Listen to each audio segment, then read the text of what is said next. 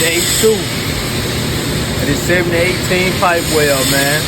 Stay tuned. Creating a 1/8 landing with my grinding wheel, so my metal can have some to bind to.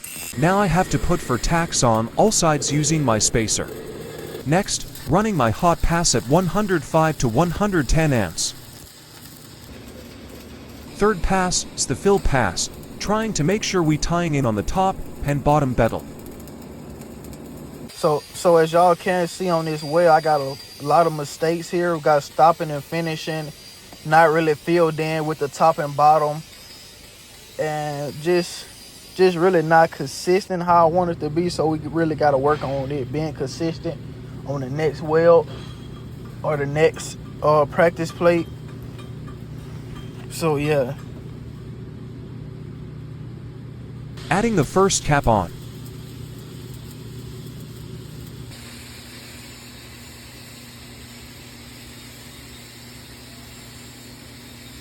Adding on the second cap.